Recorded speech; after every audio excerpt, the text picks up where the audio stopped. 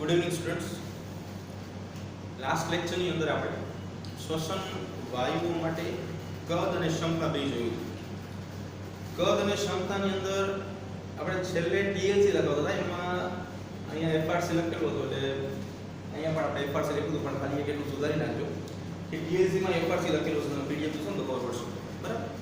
એટલે એક નાની એવી માઇનોર એવી ચેન્જ જે છે તમારે કરવાનું છે. આજે આપણે નવો ટોપિક જોવાનો છે જેનું નામ છે વાયુઓની આપ-લે. બરાબર? કેવી રીતે વાયુઓની આપ-લે થાય છે એની આપણે વાત કરવાની છે.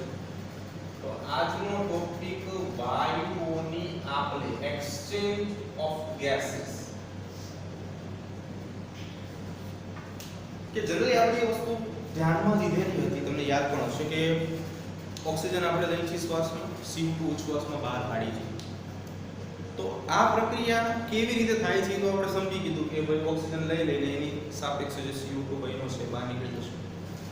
પણ એને સમજવા માટે વિગતવાર અહીંયા આપણે અભ્યાસ કરવાનો છે કે કેવી રીતે પ્રક્રિયા થાય છે. તો એની અંદર સૌથી પહેલા આપણે અહીંયા કોષ્ટક ઉપર ફોકસ કરવાનું છે કે કોષ્ટકમાં તમને શ્વસન વાયુમાં બે વાયુઓ આપેલા છે. બુકમાં તમને આટલું કોષ્ટક આપ્યું છે, મેં થોડું ઊભું કોષ્ટક દોરેલું છે, બે સેમ જ છે. તો શ્વસન વાયુમાં બે વાયુનો સમાવેશ આપણે કરીએ છીએ, એક ઓક્સિજન અને એક CO2. અને તમને અહીંયા જે મુદ્દાઓ આપેલા છે એની સામે કંઈક ને કંઈક આંકડાઓ આપેલા છે. એ આંકડાઓ જે છે એ દબાણ સૂચવે છે. દબાણ એટલે કે પ્રેશર. શું સૂચવે છે? દબાણ, પ્રેશર. જે હંમેશા તમને જોવા મળશે mmHg માં. mm એટલે મિલીમીટર. Hg એટલે પારો, મર્ક્યુરી કહેવાય, પારો અથવા તો મર્ક્યુરી. આ જે સંજ્ઞા Hg એને મળી છે એના લેટિન નામ ઉપરથી મળી છે. લેટિન નામ છે હાઇડ્રોઆર્જેનિયમ. હાઇડ્રોઆર્જેનિયમ એટલે ગુજરાતીમાં એને કહેવામાં આવે પ્રવાહીકૃત ચાંદી. એટલે એના આધારે એની સંજ્ઞા મળી છે Hg. બરાબર? Hg જે છે બાર, એ જનરલી પ્રેશર માપવા માટે આપણે અહીંયા યુઝ કરીએ છીએ. દબાણ mmHg માં વપરાશે. ગમે તેને MCQ માં પ્રશ્ન પૂછાય કે શ્વસન વાયુઓનું દબાણ માપવા માટે કયો એકમ વપરાય છે, તો mmHg. આ વસ્તુ યાદ રાખવાની છે આપણે, બરાબર? હવે અહીંયા અમુક જે આંકડા આપેલા છે બધા જ કે અગત્યના છે. ખાસ કરીને આમાંથી MCQs અને 1 માર્કના પ્રશ્ન જે છે એ પૂછાશે. 1 માર્કના પ્રશ્ન આમાંથી એટલે કોષ્ટક તૈયાર કરવાનું શક્ય એટલા આંકડાઓ યાદ રાખવાના જ છે આપણે. તો સૌથી પહેલો મુદ્દો છે વાતાવરણીય વાયુ. એટલે વાતાવરણની અંદર જે આ બે વાયુઓ છે, જો બંને વાયુઓ વાતાવરણમાં છે તો બંને વાયુઓ જે વાતાવરણમાં આવેલા છે તો વાતાવરણમાં એનું પ્રમાણ શું છે એટલે કે દબાણ શું છે એની વાત કરશું. વાયુ કોષ્ઠ એટલે કે શ્વસન તંત્રનો અંત ભાગ, એમાં પ્રમાણ કેટલું છે એની વાત કરશું. રુધિર. હવે રુધિરમાં તમે બે ભાગ જોશો, એક છે ઓક્સિજન વિહીન અને બીજું છે ઓક્સિજન યુક્ત. ઓક્સિજન વિહીન રુધિર એનો અર્થ એવો લેવાનો કે જેની અંદર ઓક્સિજન નથી અથવા તો ઓછી માત્રામાં છે, અને ઓક્સિજન યુક્ત એનો અર્થ એવો લેવાનો કે જેમાં ઓક્સિજન વધુ માત્રામાં છે. અને લાસ્ટમાં પેશી. બરાબર? હવે ઓક્સિજનની વાત કરીએ તો વાતાવરણની અંદર ઓક્સિજન છે 159 mmHg, 159. જ્યારે CO2 છે 0.3 mmHg. બરાબર? એટલી એની માત્રા છે. આગળ બીજી વાત કરીએ કે આવું જ પ્રમાણ આપણે વાયુ કોષ્ઠમાં જોઈ લઈએ તો વાયુ કોષ્ઠમાં પ્રમાણ જે છે શું છે? 104 અને 40. એટલે કે ઓક્સિજનનું પ્રમાણ 104 છે, કાર્બન ડાયોક્સાઇડનું પ્રમાણ 40 છે. એટલે આપણે કહીએ છીએ કે વાયુ કોષ્ઠ ઉપર જે રુધિર કેશિકાઓનું જાળું આવેલું છે એ ઓક્સિજન ગ્રહણ કરી લે છે. એનું રીઝન આ છે કે વાયુ કોષ્ઠમાં પ્રમાણ 104 છે, ઘણું બધું વધારે કહેવાય. એટલે ઓક્સિજન જે છે એ પ્રસરણની ક્રિયા દર્શાવે છે, વધુથી ઓછા તરફ જશે. એટલે કે આ ઓક્સિજન વાયુ કોષ્ઠની માંથી સીધું ક્યાં જશે? રુધિર કેશિકાઓની અંદર. એ પણ પ્રક્રિયાનો અભ્યાસ આપણે કરવાનો છે કે પ્રક્રિયા કેવી રીતે થાય છે. રુધિરની વાત કરીએ, રુધિરમાં આ વસ્તુ યાદ રાખશું કે જ્યારે ઓક્સિજન વિહીન શબ્દ વાપરો, મેં તમને કીધું કે ઓક્સિજન વિહીન રુધિર હોય એનો અર્થ એવો લેવાનો આપણે કે એની અંદર ઓક્સિજનની માત્રા ઓછી છે. તો એની અંદર ઓક્સિજનનું પ્રમાણ તો 40 છે. ઓક્સિજન વિહીનમાં જો 40. જ્યારે કાર્બન ડાયોક્સાઇડનું પ્રમાણ 45, એટલે કે 40 જે છે એના કરતા 45 વધારે છે. એટલે આપણે કહી શકાય કે જ્યારે રુધિર ઓક્સિજન વિહીન હોય ત્યારે એની અંદર કાર્બન ડાયોક્સાઇડનું પ્રમાણ વધારે અને ઓક્સિજનનું પ્રમાણ કેવું થઈ જશે? ઓછું થઈ જશે. એવી જ રીતે રુધિરની વાત કરી O2U, એટલે કે એની અંદર ઓક્સિજન છે તો હવે પ્રમાણ આખું ઊંધું થઈ જશે. તમે જોઈ શકો છો કે અહીંયા આપણો 95 છે અને અહીંયા 40 છે. એટલે કહેવા એવું માંગે છે કે જ્યારે ઓક્સિજન યુક્ત રુધિરની વાત કરીએ છીએ ત્યારે કાર્બન ડાયોક્સાઇડનું પ્રમાણ ઓછું અને ઓક્સિજનનું પ્રમાણ કેવું હશે? વધારે હશે. એટલા માટે જ્યારે ઓક્સિજન યુક્ત રુધિર હોય ને એમાંથી ઓક્સિજન પેશીઓ સુધી પહોંચી શકે. જો પ્રમાણ આવું હોય તો ઓક્સિજન જે છે એ પેશીઓ સુધી પહોંચી શકે નહીં, કારણ કે ઓક્સિજનનું માત્રા એટલે કે પ્રમાણ કેવું છે? અહીંયા ઓછું છે. કોની સાપેક્ષે? કાર્બન ડાયોક્સાઇડની, એટલે કે CO2 ની સાપેક્ષે. પેશીઓની વાત કરીએ. હવે વસ્તુ નોટ કરજો, પેશીમાં પ્રમાણ 40 છે ઓક્સિજનનું અને કાર્બન ડાયોક્સાઇડનું 45 છે. તો આવું કેમ? મોટો પ્રશ્ન થાય કે ભાઈ આવું કેમ? બરાબર છે. તો એ આપણે સમજવાનું છે કે આ છેલ્લો મુદ્દો કેમ એવું કહેવામાં આવે છે કે ભાઈ પેશીઓની અંદર પ્રમાણ એવું છે. એ પહેલા જો આખે આપણે પોસ્ટર જે છે ને બુકની અંદર તમને આપ્યું છે, બરાબર છે. એમાંથી લખશો તો પણ ચાલશે, પણ જે મહત્વના મુદ્દાઓ છે એ હું તમને લખાવું છું, લખજો ખાલી. તો મુખ્યત્વે વાત શું છે અહીંયા કે 40 અને 45 ઓક્સિજનનું પ્રમાણ 40 છે, બરાબર. હવે ઓક્સિજન યુક્ત રુધિરમાં જો 95 છે. એટલે કે અહીંયા આપણે એક સામાન્ય પ્રોસેસ જોઈએ કે આ બંને છે A અને B. A બરાબર તમે લઈ લો ઓક્સિજન યુક્ત રુધિર, O2 યુક્ત રુધિર, અને B બરાબર તમારે લેવાનું છે પેશી.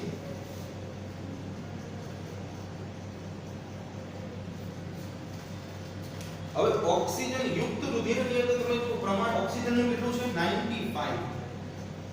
અને જ્યારે પેશીઓની અંદર કેટલું છે? 40. તો શું થશે જો કે આપણે એમ કહેતા હતા કે છેલ્લે અંતે વાયુ કોષ સુધી જ્યારે ઓક્સિજન પહોંચી જશે એટલે વાયુ કોષમાંથી સીધું રુધિર કેશિકાઓ જે છે એની અંદર ઓક્સિજન પહોંચશે અને આ રુધિર કેશિકાઓમાંથી રુધિર વાહિનીઓની અંદર ઓક્સિજન પહોંચશે અને એ રુધિર વાહિનીઓ જે છે એ અલગ અલગ કોષો, પેશી કે અંગ સુધી ઓક્સિજન પહોંચાડશે. આવી સિમ્પલ વાત આપણે કરેલી હતી. તો એની અંદર આપણે એક પણ એવી વાત કરેલી હતી કે ભાઈ પ્રસરણની ક્રિયા થાય છે અને પ્રસરણની ક્રિયા હંમેશા વધુથી ઓછા તરફ થશે. તો અહીંયા 95 વધારે છે અને 40 ઓછું છે. ઓક્સિજન જે છે આ બાજુ મૂવમેન્ટ આવશે 95 થી 40 તરફ. એટલા માટે આટલું વેરિએશન જે છે તમને જોવા મળે છે આ બંનેમાં. હવે ઊંધું વિચારો, સેકન્ડ પોઈન્ટ. જો આ બધી વસ્તુ કેવી છે કે જેટલું વિચારશો એટલી વધારે મજા આવશે ને આવડશે અંદર. ઊંધું તમે વિચારો તો અહીંયા પેશીઓમાં કાર્બન ડાયોક્સાઇડ 45 છે જ્યારે રુધિરમાં 40 છે. એટલે કે વધુથી ઓછા તરફ વિચારીએ તો પેશીઓમાંથી કાર્બન ડાયોક્સાઇડ ક્યાં જશે? રુધિરમાં જશે. કઈ પ્રક્રિયાથી? તો કે પ્રસરણની ક્રિયા. અહીંયા પ્રસરણની ક્રિયા થાય એટલે કે CO2 જે છે 45 જે છે અહીંયાથી 40 તરફ એટલે કે પેશીઓમાંથી રુધિર તરફ જશે. બરાબર છે. આ જ પોઈન્ટ ઓફ વ્યૂ જે છે આપણે અહીંયા ઉપયોગમાં લેવાનો છે.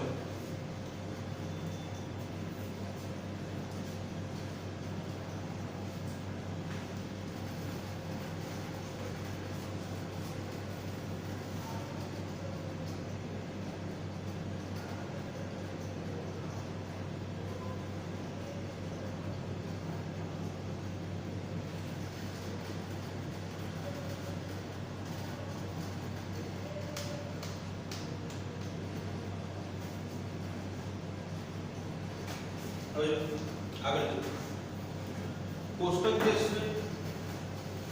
એને આપણે જવા દીધું, કામ પૂરું થઈ ગયું છે. આપણે કોષ્ટકને સમજી લીધું છે. હવે આકૃતિને સમજવાનો પ્રયાસ કરવાનો છે. આકૃતિ શું કહેવા માંગે છે? જો લખાણની અંદર ઘણી બધી વિવિધતા તમને આપી છે પણ એની અંદરનું જે સિમ્પલ અને શોર્ટ કરીને જે લખાણ લખાવીએ લખશો તો પણ ચાલશે એક્ઝામમાં, બરાબર. બીજું પેજ પહેલા કોષ્ટક દોરી નાખજો અને પછી આકૃતિ દોરીને એનું લખાણ લખજો બરાબર ફેરબુકમાં લખો ત્યારે હવે પહેલા આકૃતિ શું કહેવા માંગે છે તમને એ સમજી લઈએ આપણે અહીંયા વાયુ કોષ છે બરાબર આ હૃદય દોરેલું છે અને એની અંદર નીકળતી કેટલીક વાહિનીઓમાં શિરા અને ધમની આવે છે પહેલા શિરા અને ધમની વિશે આપણે સમજી લઈએ કે શિરા અને ધમની શું છે બરાબર કેમ કે આ વસ્તુ જે છે એની ખબર આપણને હોવી જોઈએ 10મા ધોરણમાં પણ તમે કદાચ ભણી ગયા છો આના વિશે શિરા અને ધમની તો શિરા જે છે એ અશુદ્ધ રુધિર લાવે કેવું રુધિર લાવે અશુદ્ધ રુધિર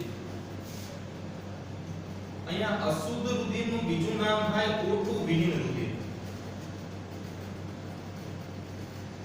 અને ધમની જે છે એ શુદ્ધ રુધિર લાવે બીજા શબ્દોમાં ઓટુ યુક્ત રુધિર બીજું કે એવો ન કહી શકાય કે બધી શિરાઓ અશુદ્ધ રુધિર એટલે કે ઓક્સિજન વિહીન રુધિર જ લાવશે અને બધી ધમની શુદ્ધ રુધિર એટલે કે ઓક્સિજન યુક્ત રુધિર જ લાવશે એમાં આપણે વેરાયટી જોશું હમણાં હવે પ્રક્રિયા આખી શું થાય છે તો આપણે એક વસ્તુ મગજમાં પહેલા અત્યારથી તે બેસાડી દેવાની છે કે પ્રસરણની ક્રિયાથી વાયુઓનું વિનિમય થશે પ્રસરણની ક્રિયા તો પ્રસરણની ક્રિયા શું છે તો કે કોઈ પણ ઘટક જે છે એના અણુઓ એટલે કે ઘટકના અણુઓ વધુ સાંદ્રતાથી અથવા તો વધુ પ્રમાણમાં ઓછી સાંદ્રતા તરફ વહન પામે એને આપણે પ્રસરણ તરીકે ઓળખશું એટલે એક જ વસ્તુ આપણે ધ્યાનમાં રાખવાની છે કે ભાઈ વધુ સાંદ્રતાથી ઓછી સાંદ્રતા બરાબર પણ પ્રશ્ન એવો છે કે અહીંયા ઘટકોની જગ્યાએ વાયુ છે તો વાયુ માટેનું દબાણ જે છે ને એ જેની સાંદ્રતા બનશે એટલે બીજો એક મુદ્દો હું લખી દઉં છું અહીંયા કે વાયુઓ માટે સાંદ્રતા તો વાયુ માટે સાંદ્રતા શું છે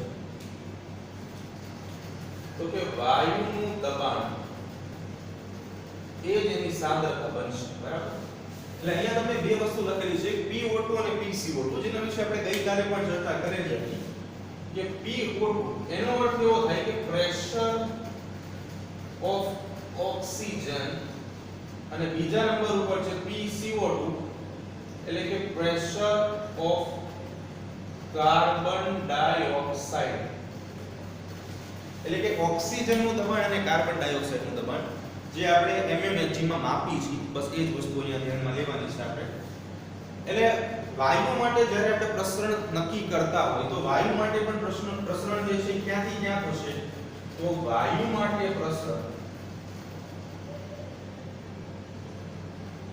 વધુ દબાણથી ઓછા દબાણ વધુ દબાણથી ઓછા દબાણ તરફ આ મુદ્દાને યાદ રાખશો આપણે કેમ કે આનો એનો વિપુલ માત્રામાં આપણે ઉપયોગ કરવાનો છે હવે જો સૌથી પહેલા શું થાય છે એ વાત તો આપણે શ્વાસના તબક્કાની અંદર ભણી ગયા હતા કે ભાઈ બહારની બાજુ ઓક્સિજનનું દબાણ જે છે એ વધારે છે એટલે બહારથી ઓક્સિજન વાયુ જે છે એ આપણા શરીરની અંદર દાખલ થાય છે પ્રસરણની ક્રિયાથી એટલે કે વધુ દબાણથી ઓછા દબાણ બરાબર એટલે જો અહીંયા તમે કીધું છે કે બહારની બાજુ PO2 નું દબાણ 100 ને વાયુ કોષ્ટકની અંદર PO2 નું દબાણ 104 mmHg જે આપણે કોષ્ટકમાં જોયું અને CO2 નું દબાણ એટલે કે PCO2 પ્રેશર ઓફ CO2 છે 40 mmHg એટલે કે બહારની બાજુ એટલે વાયુ કોષ્ટકની અંદર ઓક્સિજનનું દબાણ વધારે છે અને અહીંયા દબાણ ઓછું છે એટલે ઓક્સિજન જે છે એ અહીંયા આવશે તો ઓક્સિજન દાખલ થવાની ક્રિયાને આપણે કહેતા હતા શ્વાસની ક્રિયા બરાબર તો પહેલા આપણે શ્વાસથી શરૂ કરીએ તો જેવો ઓક્સિજન અંદર આવે છે તમે જોઈ શકો છો આ જે રેડ કલરનો મેં ભાગ બતાવ્યો છે જે નળીઓ તમે જોઈ શકો છો રેડ કલરની એ બધામાં ઓક્સિજન યુક્ત રુધિર વહે છે અને જે બ્લુ કલરની નળીઓ છે એની અંદર ઓક્સિજન વિહીન રુધિર વહે છે તો અહીંયા એક શબ્દ છે ફુફુસીય શિરા આ જે છે ને અપવાદ રૂપ શિરા છે જનરલી હમણાં જ આપણે વાત કરી કે શિરા અશુદ્ધ રુધિરનું વહન કરે, પણ આ ફુફ્ફુસીય શિરા જે છે એ શુદ્ધ રુધિરનું વહન કરશે. શુદ્ધ રુધિરનું વહન કરે એટલે શુદ્ધ રુધિર માટે આપણે કહેતા હતા O2 યુક્ત રુધિર. બરાબર. તો ફુફ્ફુસીય શિરામાં જે ઓક્સિજન જે છે એ દ્રાવ્ય થશે, ઓગળી જશે, પ્રસરણની ક્રિયાથી આગળ વધશે. એ જે છે એ ધીમે ધીમે, જો આ રેડ કલરનું ઝોન ક્યાં જાય છે એ આપણે દર્શાવીએ છીએ. હું બ્લુ કલરથી દર્શાવું તો તમને તરત ખબર પડી જશે. અહીંયા જાય છે એટલે હૃદયની અંદર જશે. બરાબર છે. હૃદયની અંદર અહીંયા તમે સમજો છો કે કર્ણકો અને શેપકો નામની રચના હોય. ઉપરની બાજુ હોય ને કર્ણકો હોય, નીચેની બાજુ હોય ને શેપકો કહેતા હતા આપણે. તો એ રુધિરની અંદર દ્રાવ્ય થઈ જશે. હવે ત્યાં જો તમે જોઈ શકો છો કે અહીંયાથી એક બીજી નળી આમ બહાર નીકળે છે. આ બહાર નીકળી જેને નામ આપ્યું છે દૈહિક ધમનીઓ. તો દૈહિક ધમનીઓ શું છે? તો કે દૈહિક એટલે કે દેહ એટલે કે શરીરના અંગોને રુધિર પૂરું પાડતી ધમની દૈહિક ધમનીઓ તરીકે ઓળખાય. દૈહિક ધમનીઓ. તો શરીરના અંગોને શુદ્ધ રુધિર એટલે કે ઓક્સિજન યુક્ત રુધિર પૂરું પાડતી ધમની, ધમનીઓને દૈહિક ધમનીઓ કહેવાય. તો દૈહિક ધમનીઓ મારફતે ધીમે ધીમે ધીમે ઓક્સિજન જે છે એ આગળ વધે છે. હવે અહીંયા શું છે જો કે ભાઈ ઓક્સિજન અને CO2 ના દબાણ આપ્યા છે એટલે કે PO2 and PCO2. તો PO2 નું દબાણ છે 95 mmHg અને PCO2 નું દબાણ છે 40 mmHg. એટલે કે ઇન શોર્ટમાં ઓક્સિજન યુક્ત રુધિરમાં જે 95 mmHg છે જે વધુ છે એ આગળ જશે શરીરની પેશીઓ. શરીરની પેશીઓની અંદર શું થશે કે ઓક્સિજન જે છે એ પેશીઓ દ્વારા ઉપયોગમાં લેવામાં આવશે. તો આજે અહીંયા ઓક્સિજન દર્શાવેલો છે એ ઓક્સિજન એવું કહેવા માંગે છે કે પેશીઓ દ્વારા ઓક્સિજનનો ઉપયોગ અથવા તો ઓક્સિજનનું ગ્રહણ કરી લીધું ઓક્સિજન પેશીઓએ. ઓકે.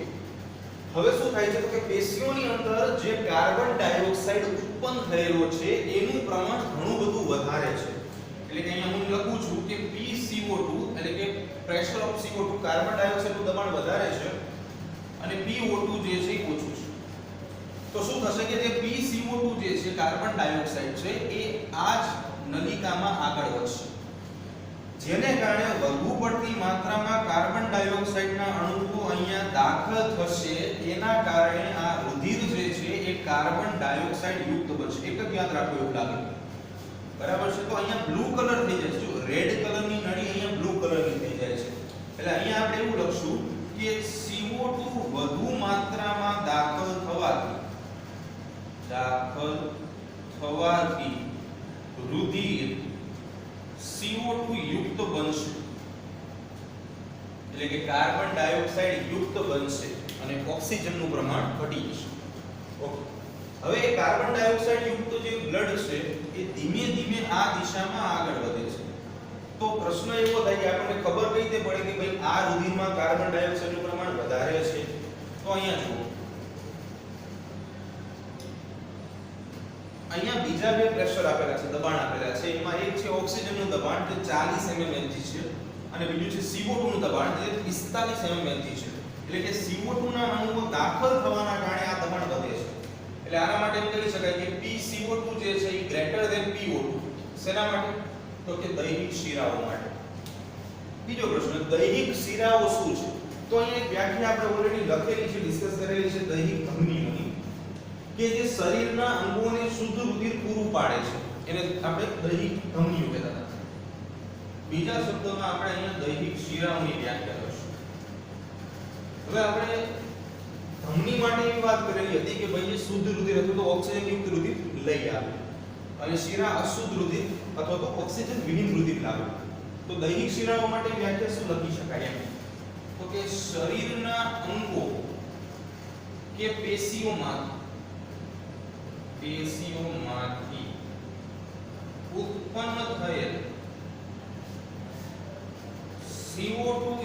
રુધિર અથવા તો બીજા શબ્દમાં એને O2 વિહીન રુધિર પણ કહેવાય.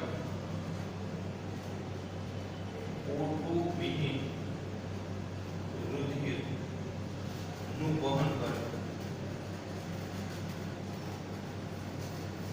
એટલે કે શિરાનું કામકાજ શું છે? ઓક્સિજન વિહીન રુધિર અથવા તો કાર્બન ડાયોક્સાઇડ યુક્ત રુધિરનું વહન કરવાનું છે. બરાબર? તો અહીંયાથી ધીમે ધીમે ધીમે ધીમે આ જે CO2 યુક્ત રુધિર છે, જે વધુ માત્રામાં CO2 પેશીઓમાંથી રુધિર વાહિનીમાં દાખલ થવાના કારણે થયું છે, એ પ્રક્રિયા આગળ જશે. હવે દૈહિક શિરાઓ ધીમે ધીમે ધીમે ધીમે તમે જોઈ શકો છો કે જે આ હૃદય છે, હૃદય, બરાબર, એની અંદર આ બ્લુ કલરની શિરા જે છે, દૈહિક શિરા જેને નામ આપ્યું, આમ તમે જોઈ શકો છો કે ખુલી જાય છે આ રીતે. બરાબર? એટલે કે આ વિસ્તાર જે છે હૃદયનો, જે બ્લુ કલરથી દર્શાવેલો છે આપણે અહીંયા, આ વિસ્તાર, એની અંદર CO2 યુક્ત રુધિર આવશે, એટલે કે અશુદ્ધ રુધિર, અને એની બાજુનો જે વિસ્તાર છે એની અંદર O2 યુક્ત રુધિર આવશે, એટલે કે શુદ્ધ રુધિર. બરાબર? એટલે હૃદય પોતે બે જે ખંડો છે, એટલે કે ડાબા અને જમણા ખંડો, એની અંદર એક ખંડની અંદર ઓક્સિજન યુક્ત રુધિર એટલે કે શુદ્ધ રુધિર અને બીજાની અંદર CO2 યુક્ત રુધિર એટલે કે અશુદ્ધ રુધિર જે છે ધરાવશે. હવે ચાલો CO2 યુક્ત એટલે કે અશુદ્ધ રુધિર અહીંયા ભેગું થઈ ગયું. તો CO2 યુક્ત રુધિર જે છે હવે શું થશે? તો કે અહીંયાથી આગળ વધશે. ક્યાં જશે? પાછા વાયુ કોષના સંપર્કમાં આવશે. તો વાયુ કોષના સંપર્કમાં આવશે, બરાબર, તો ત્યારે શું થઈ જશે? તો કે વાયુ કોષના સંપર્કમાં આવશે એટલે કે જે CO2 જે છે, બરાબર છે, અહીંયા કઈ પ્રક્રિયા થાય છે એની વાત કરીએ આપણે. તો જો અહીંયા સાઈડમાં જોઈ લઈએ, આવી રીતે આ બે ભાગ પાડી દઈએ, A અને B. A બરાબર આપણે અહીંયા લઈ લઈએ ફુફુસીય ધમની. ફુફુસીય ધમની. હવે જો બીજું વાત કે જેમ અહીંયા આપણે વાત કરી હતી કે ભાઈ ફુફુસીય શિરા, જે શિરા થઈને શુદ્ધ રુધિર ધરાવે છે, જનરલી શિરા કેવું રુધિર ધરાવે? અશુદ્ધ રુધિર ધરાવે. એવી રીતે ફુફુસીય ધમની પણ યુનિક છે. ધમની જનરલી કેવું રુધિર ધરાવે? શુદ્ધ રુધિર ધરાવે. પણ અહીંયા ફુફુસીય ધમની તમે જોઈ શકો છો બ્લુ કલરની દોરી છે, એટલે કે અશુદ્ધ રુધિર ધરાવે છે. એટલે કે આ એક જ એવી ધમની છે કે જે અશુદ્ધ રુધિર ધરાવશે, એટલે કે O2 વિહીન રુધિર ધરાવે. બરાબર? ચાલો વાત આપણે અહીંયા કરતા હતા. હવે અહીંયા શું કીધું કે અહીંયા તમારી પાસે જે આ નલિકા છે, જેને તમે નામ આપ્યું ફુફુસીય ધમની, તો ફુફુસીય ધમનીની અંદર દબાણ કેટલું છે? તો કે અહીંયા જોઈ શકો છો તમે 45 mmHg. અહીંયા લખું છું 45 mmHg. બરાબર છે? ચાલો અહીંયા દબાણ લખી નાખ્યું આપણે. બીજું કે વાયુ કોષની અંદર દબાણ કેટલું છે કાર્બન ડાયોક્સાઇડનું? તો 40 mmHg. બરાબર? આ બીજા નંબર ઉપર આ છે વાયુ કોષ. બરાબર? તો હવે તમે આમાંથી સમજી શકો છો કે પ્રસરણ આપણે જ્યારે વાયુ માટે વાત કરીએ તો વધુ દબાણથી ઓછા દબાણે થતું, તો વધુ દબાણ જે છે એ ફુફુસીય ધમનીનું છે અને ઓછું દબાણ જે છે વાયુ કોષનું છે. એટલે કે આ 45 mmHg જે છે એ ફુફુસીય ધમનીમાંથી વાયુ કોષની અંદર કાર્બન ડાયોક્સાઇડને ઠાલવશે, અને એ કાર્બન ડાયોક્સાઇડ ઉચ્છ્વાસની ક્રિયા દ્વારા મુક્ત થશે. બરાબર? સામે બીજી વસ્તુ પણ આપણે સમજી શકાય કે આના કરતા ઊંધું વિચારો તો જો અહીંયા ઓક્સિજનનું પ્રમાણ કેટલું છે? 40 mmHg દૈહિક શિરાની, અને અહીંયા 104 છે. તો 104 વધારે છે અને 40 ઓછા છે, એટલે પ્રસરણની ક્રિયા થશે. એટલે ફરી વખત ઓક્સિજન જે છે એ ફુફુસીય ધમનીમાં દાખલ થશે, ફુફુસીય શિરામાં. બરાબર? અને શુદ્ધ રુધિર સ્વરૂપે આગળ વધશે.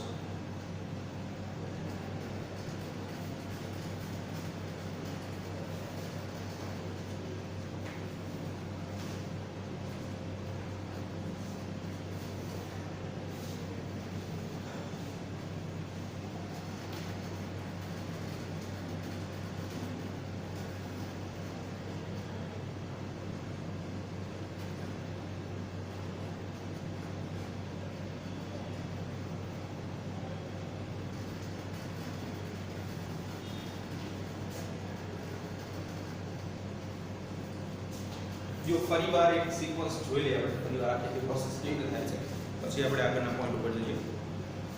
તો સૌથી પહેલા શું થાય છે કે વાયુ કોષ્ટ છે, વાયુ કોષ્ટ એની અંદર ઓક્સિજન આવે છે જેનું દબાણ છે 104 mmHg છે, બરાબર છે. એ દબાણ વધારે છે અને અહીંયા જે ઓક્સિજન આવે છે એનું પ્રમાણ, એનું દબાણ ઓછું છે, એટલે સૌથી પહેલા પ્રસરણની ક્રિયાથી ઓક્સિજન જે છે અહીંયા દાખલ થશે. ઓક્સિજન જેવો દાખલ થાય છે પછી એ હૃદયના એવા ભાગોમાં રુધિર પહોંચાડે છે કે જ્યાં શુદ્ધ રુધિર છે, બરાબર છે. એટલે કે જનરલી તમે આમ ઊભા રહ્યો, આ હૃદય છે તો ડાબો ભાગ જે છે એવો થઈ ગયો કે જેમાં શુદ્ધ રુધિર આવે છે, બરાબર છે. એ શુદ્ધ રુધિર જે છે એ પહોંચાડવાનું કામ ફુફ્ફુસીય શિરા કરે છે. મેં તમને સમજાવ્યું કે શિરા અશુદ્ધ રુધિર એટલે કે ઓક્સિજન વિહીન રુધિર લાવે છે, પણ ફુફ્ફુસીય શિરા જે છે એ શુદ્ધ રુધિરનું વહન કરશે, અપવાદ છે. એવી રીતે અહીંયા ફુફ્ફુસીય ધમની પણ અપવાદ છે, જે જનરલી અશુદ્ધ રુધિર લઈને આવશે. બીજું કે આ શબ્દ ફુફ્ફુસીય એટલા માટે યુઝ કરેલો છે કારણ કે ફેફસામાંથી નીકળે છે, બરાબર. હવે આ ઓક્સિજન યુક્ત રુધિર જે છે એ દૈહિક ધમનીઓ મારફતે ધીમે ધીમે આગળ વધશે. ત્યાં પ્રેશર પણ આપ્યું છે કે ઓક્સિજનનું 95 અને CO2 નું 40. એટલે કે અહીંયા પ્રક્રિયા શું થાય છે કે ઓક્સિજન જે છે એ પેશીઓ દ્વારા ઉપયોગ લઈ લે છે અને CO2 જે છે એ CO2 વધુ માત્રામાં શું થઈ જાય છે, દાખલ થઈ જાય છે. એટલે CO2 વધુ માત્રામાં દાખલ થાય છે એટલે જે CO2 નું દબાણ 40 mmHg હતું એ અહીંયા 45 mmHg થઈ જાય છે. 45 mmHg વાળું જે છે દબાણ જે છે જોવા મળશે તમને દૈહિક શિરાઓમાં, એટલે કે જ્યાં કાર્બન ડાયોક્સાઇડ નું દબાણ ઓક્સિજન કરતા વધી જશે. આ જે છે જમણા હૃદયના ભાગોમાં પહોંચે છે અને ત્યાં ઓક્સિજન વિહીન રુધિર ઠાલવે છે અથવા તો કાર્બન ડાયોક્સાઇડ યુક્ત રુધિર.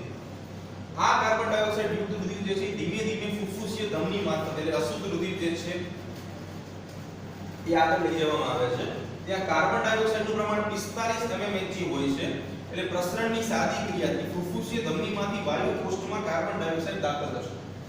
એવી રીતે ઓક્સિજન જે છે એની કરતા ઊંધી ઓપોઝિટ પ્રોસેસ દેખાડશે. એટલે ઓક્સિજન જે છે એ શું થઈ જશે, આની અંદર દાખલ થઈ જશે, બરાબર. હવે આગળ જઈએ, આપણો મોટો ટોપિક જોયો પછી આપણે થોડુંક આગળ જવું જોઈએ.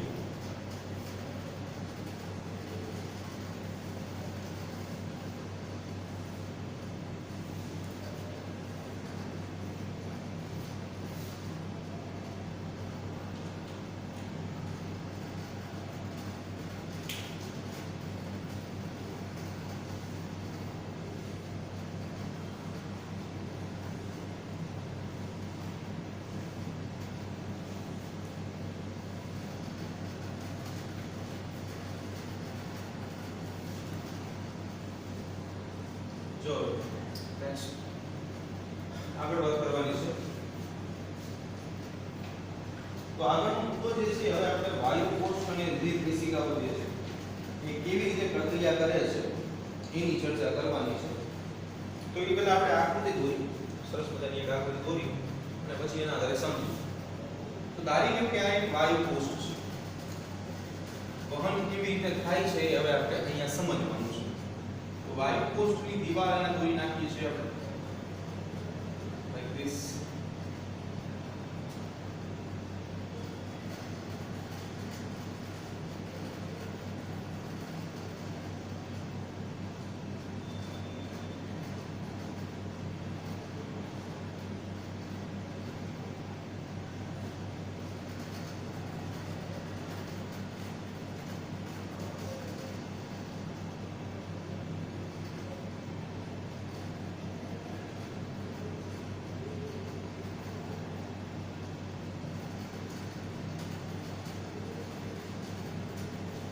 આ વાયુ કોષ્ટની દીવાલ આવી રીતે ત્રિસ્તરીય દીવાલ જે છે આપણે બનાવી છે.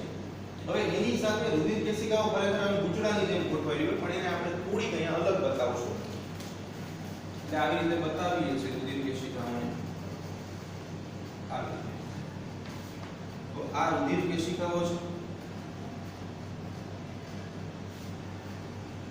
જેમાંથી નિરંતર એટલે કે કન્ટિન્યુઅસ બ્લડ જે છે રુધિર એ વહન પામે છે. સૌથી પહેલા આપણે નામનિર્દેશન આપી દઈએ કે ભાઈ આ તમે જે દોરેલું છે એ શું છે, તો કે વાયુ કોષ્ટ છે. અને આ જે દોરેલી છે એ શું છે, તો કે રુધિર કેશિકાઓ, બરાબર. ચાલો હવે શું છે કે વાયુ કોષ્ટ જે છે અને રુધિર કેશિકાઓની દીવાલે પણ આપણે દોરી નાખીએ સાથે સાથે, એને પણ થોડું ન લાગે.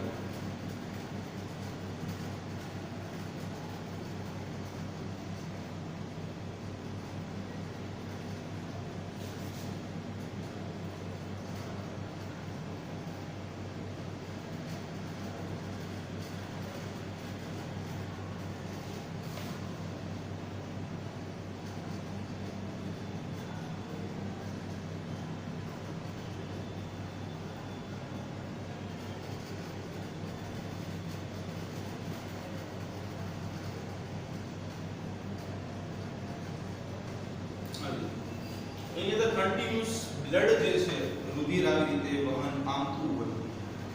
હવે પ્રક્રિયા કેવી રીતે થાય છે એ આપણે સમજવાનું છે, બરાબર. એક દબાણની સાંદ્રતા એટલે કે દબાણ જે છે ને લઈને આપણે એક પ્રક્રિયા સમજાવીશું કે કેવી રીતે આ ટાઈપની પ્રક્રિયા થાય છે, બરાબર.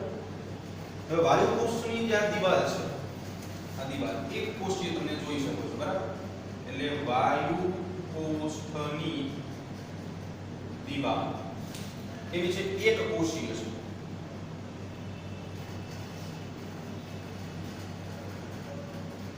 માત્ર એક કોષ ધરાવે છે એટલે રુધિર વાહિની તમે રુધિર કેશિકા જોઈ શકો છો. એ રુધિર કેશિકાઓની અંદર આવી રીતે રક્ત કણો જે છે તમને જોવા મળે, રેડ કલરના હોય. એના વિશે આપણે ભણશું 18મા ચેપ્ટરની અંદર, બરાબર. રક્ત કણ હમણાં પણ આપણે આનો ઉલ્લેખ કરશું. રક્ત કણ, બરાબર છે. લાલ રુધિર કણ એ કહેવાય. હવે આ બંને વચ્ચે શું થાય છે કે પ્રક્રિયા થાય છે. અને તમે જોઈ શકો છો કે અહીંયા વચ્ચેની બાજુ એટલે કે બંને વચ્ચે અવકાશ, આ વાયુ કોષ અને આ રુધિર કેશિકા બે વચ્ચે શું છે? અવકાશ છે, એટલે ખાલી ભાગ એમ. તો જે આ ખાલી ભાગનો વિસ્તાર છે આને અવકાશ કહેવામાં આવે. અવકાશ એટલે ખાલી જગ્યા, બરાબર. અવકાશ. તો અવકાશ બેની વચ્ચે છે વાયુ કોષ અને રુધિર વાહિની, રુધિર કેશિકાઓ, બરાબર છે. અને અવકાશ છે અહીંયા બ્લેક કલર થી આપણે જે દર્શાવેલું છે એને કહેવામાં આવશે આધારક દ્રવ્ય, જે બંને વચ્ચેનું જોડાણ પૂરું પાડે, બરાબર છે. એટલે આધારક દ્રવ્ય જે છે એમાંથી વાયુઓ દ્રાવ્ય થઈને ઓગળીને અંદર આવી જશે. હવે વાત કરીએ સૌથી પહેલા તો વાયુ કોષ જે છે એ ત્રણ પ્રકારના આવરણોની આપણે ચર્ચા કરવાની છે. એટલે વાયુ કોષના આવરણોની વાત કરીએ સૌથી પહેલા. તો આવરણો કયા કયા છે વાયુ કોષના? તો એની અંદર સૌથી પહેલા વાયુ કોષનું પાતળું લાદીછમ અધિચ્છદનું આવરણ. વાયુ કોષનું પાતળું લાદીછમ અધિચ્છદનું આવરણ. જો લાદીસમ એટલે કે ટાઇલ્સ જેવું, લાદી જેવું, બરાબર. એકદમ પતલું એવું આવરણ હોય એટલે લાદીસમ કહેવાય. બીજો એક શબ્દ અધિચ્છદ છે. અધિચ્છદ શબ્દ જે છે એને સમજી લઈએ. અધિચ્છદ, અધિ એટલે સૌથી ઉપર, સૌથી ઉપર, બરાબર. એટલે કે લાદી જેવું પાતળું અને સૌથી ઉપરની બાજુએ આવેલું આવરણ હોય તો એને લાદીસમ અધિચ્છદીય આવરણ કહેવાય, બરાબર. બીજું કે વાયુ કોષની કેશિકાનું અંતઃછદ. વાયુ કોષની કેશિકાનું અંતઃછદ આવરણ. વાયુ કોષ કેશિકા, કેશિકાનો એટલે રુધિર કેશિકા લેવાની છે. એનું અંતઃછદ એટલે અંદરની બાજુએ આવેલું આવરણ, બરાબર. આ જે અંદરની બાજુ તમે જોઈ શકો છો રેડ કલરનું આપણે બોક્સ બનાવ્યા છે, આ એવું આવરણ. અને ત્રીજા નંબર ઉપર બંને વચ્ચે આવે આધારક દ્રવ્ય. એટલે બંનેની વચ્ચે જે આધારક દ્રવ્ય આવેલું છે તેની વાત કરવાની છે આપણે, બરાબર. આ બધાની આપણે ગણતરી કરીને બધાની ગણતરી એટલે કે વાયુ કોષનું લાદીસમ અધિચ્છદનું આવરણ, અંતઃછદનું આવરણ એ 1 મિલીમીટર કરતા પણ ઓછું છે. આ બધું 1 મિલીમીટર થી પણ ઓછું અથવા તેના જેટલું આવરણ છે. આવરણ ધરાવે એટલે કે બહુ જ પાતળું આવરણ.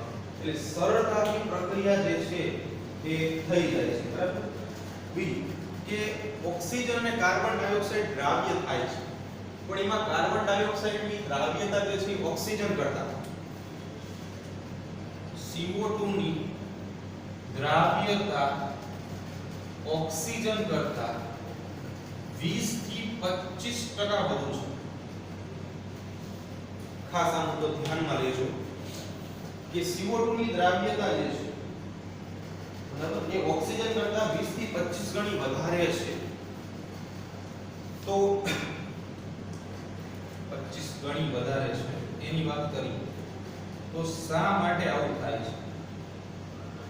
કારણ કે ઓક્સિજન જે છે ને, જે ઓક્સિજન એ માત્ર હિમોગ્લોબિન સાથે તે વધુ માત્રામાં સંકળાય છે, જ્યારે કાર્બન ડાયોક્સાઇડ ની વાત કરીએ તો આ કાર્બન ડાયોક્સાઇડ પેશીય જળ એટલે કે પેશીમાં આવેલું પાણી H2O એની સાથે સંયોજાઈને H2CO3 બનાવે, એટલે કે જેને કહેવામાં આવે કાર્બનિક એસિડ. આપણે આગળ ભણશું.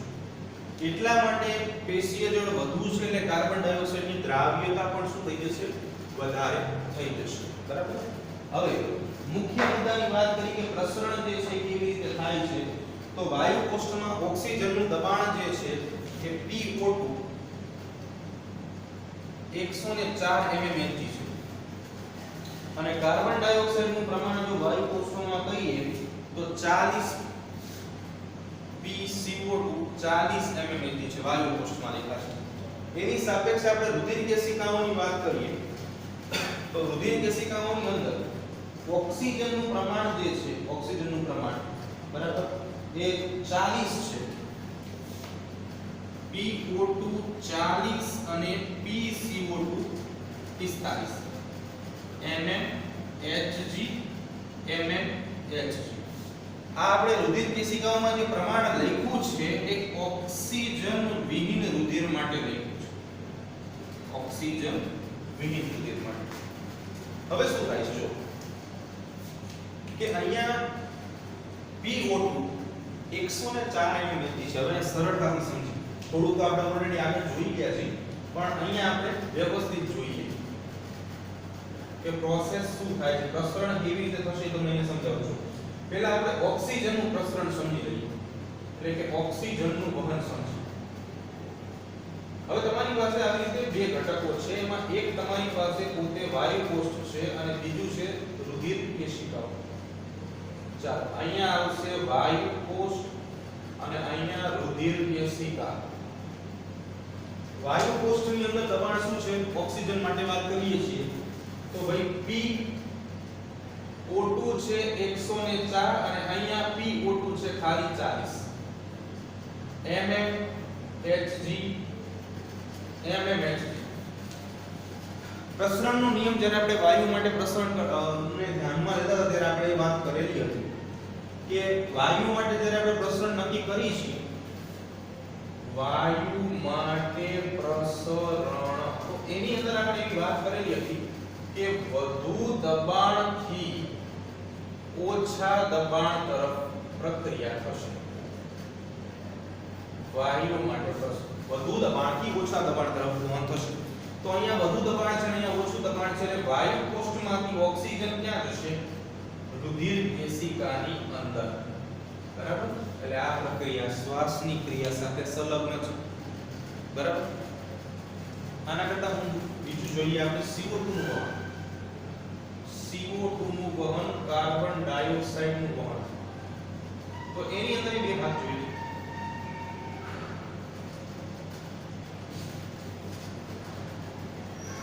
જો એની અંદર રુધિર કેશિકા અને વાયુ કોષ્ઠો બે જ રાખવાના છે આપણે.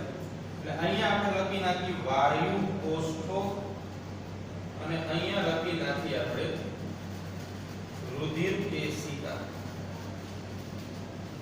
હવે વાયુ કોષ્ઠની અંદર CO2 ની વાત છે તો CO2 નું દબાણ આપણે નક્કી કરી લઈએ કે PCO2 કેટલું હતું? તો PCO2 હતું 40 mmHg.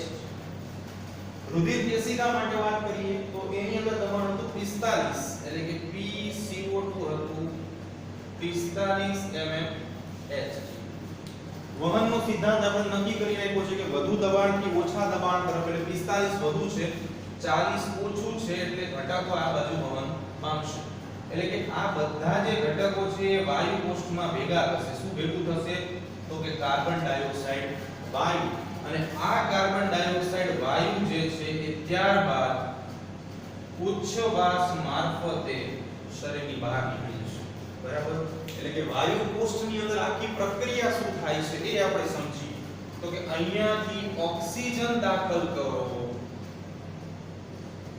તો ફરીને CO2 જે છે એ મુક્ત થશે. એટલે કે ઓક્સિજન તમે દાખલ કરી નાખ્યો છે શ્વસનની ક્રિયામાં, શ્વાસની ક્રિયામાં, અને CO2 તમને મળશે ઉચ્છ્વાસની ક્રિયામાં. બરાબર, આવી પ્રોસેસ જે છે એ થશે.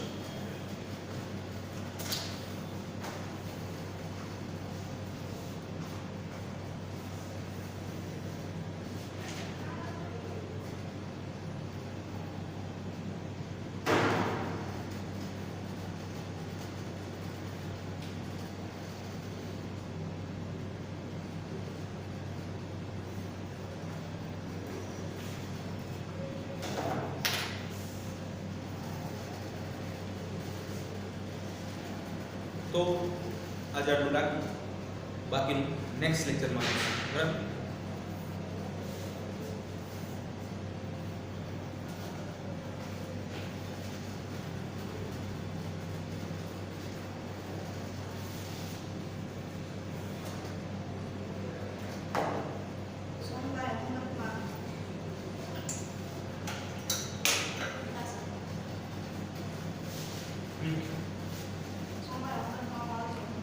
So